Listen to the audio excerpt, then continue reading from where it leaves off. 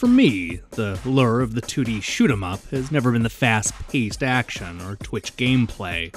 Sure, gutting down aliens may be fun, but it's not the reason I get excited every time I boot up a new shooter.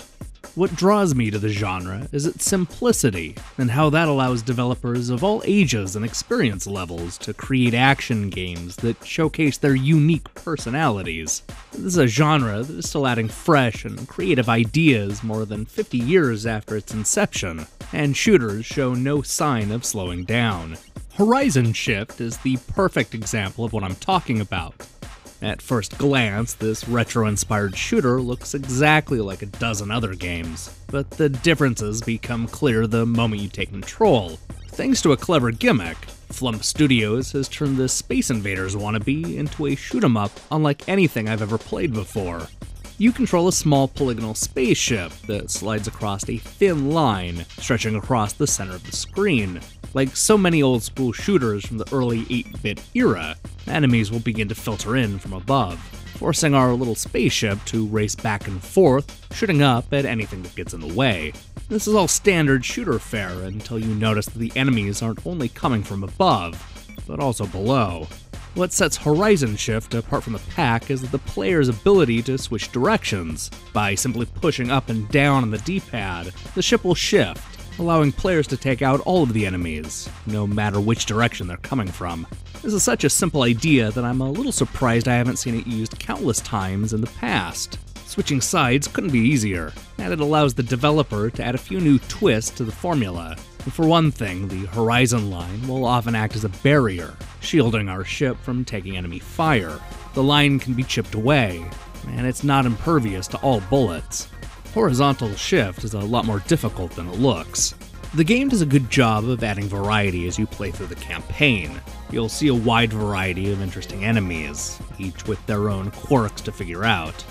There are also a number of obstacles you won't be able to destroy, such as lasers. And for those who like to pick at the game little by little, Horizon Shift has checkpoints after every boss. On top of shifting from one side to the other, the tiny ship is capable of avoiding enemy fire with a handy double jump. There are also a number of power-ups to collect, including one that puts a ship on each side of the line. While beneficial, dodging bullets on both sides simultaneously can spiral out of control very quickly. And when that happens, it's time to unleash the powerful bomb, destroying everything on the screen. These power-ups are fine, but they feel a bit pedestrian when compared to the rest of the game. It would have been nice to see special items that did more to play up the shooter's unique premise. The same goes for the backgrounds, which don't seem to change much from one stage to the next. Thankfully, the game continues to introduce new enemies and bosses throughout the lengthy campaign, but it would have been nice to see more variety in the locations. I also wish Flump Studios would have done more to flesh out the platforming elements.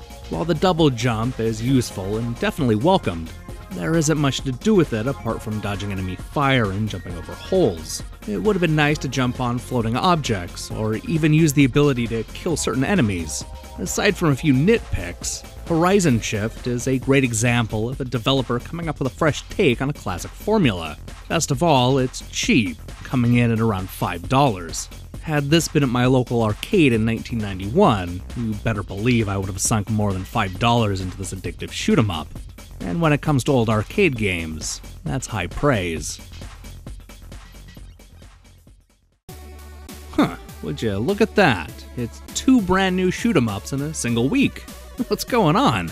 With those out of my system, it's time to move on to Regency Solitaire, which I'm hoping to get up before the weekend. Also look for Chariot Wars, Badland, Adventures of Pip, and Poncho. And that's not even half of the games I'm working on right now. Seriously, it's kinda messed up. Anyway, hit the subscribe button if you haven't already, and I'll see you soon.